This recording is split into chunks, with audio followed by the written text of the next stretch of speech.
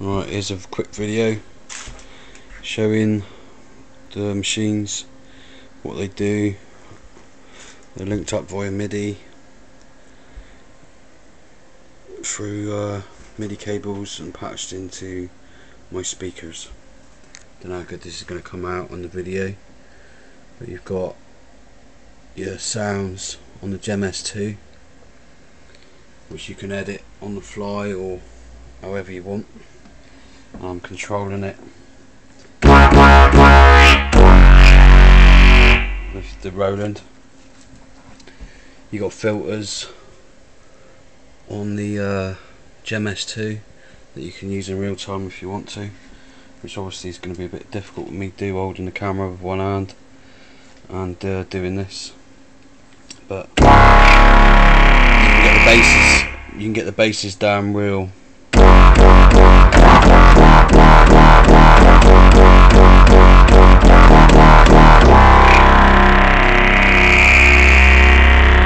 Really low. You can edit the filters, like just sliding bars up and down.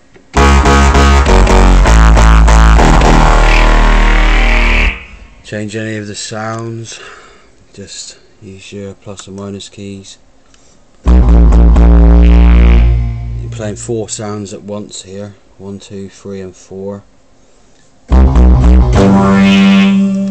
So I'm changing them as we go. To change back, you just like step up to the other track. Let's change that one to something else as well. So we've all layered all the sounds. So we've got something completely different.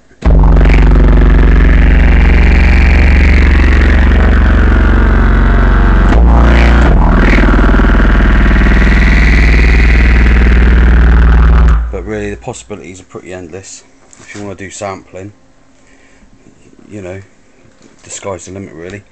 This machine's pretty infinite as a synthesizer goes. It's got effects on it to change the effects and stuff. You just click effects library and you've got loads of effects in here. You can assign them all and change to whatever you want.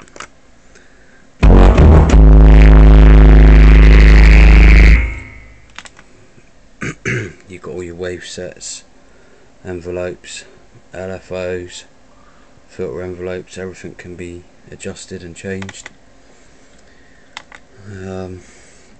Like I say, the real selling point, even though it's cheap, because this equipment's had a good beating, it still works and does what it's supposed to do, which is make noises. I mean, you can edit these in theory forever.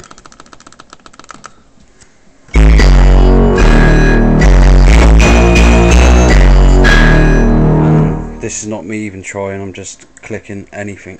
Coming up with all sorts of new stuff. If you want to start messing around with the effects, you could do whatever you want.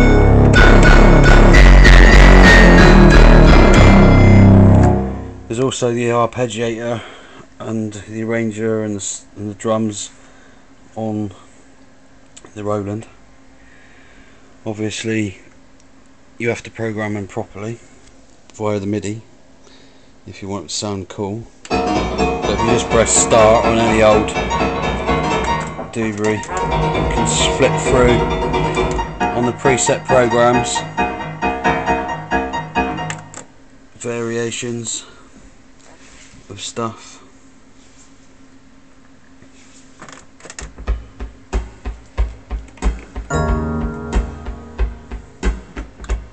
Select arranger.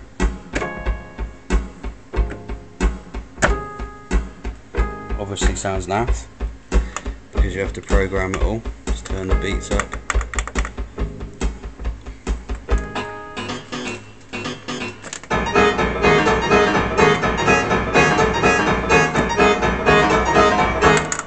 Like I say, it sounds naff doing stuff like that.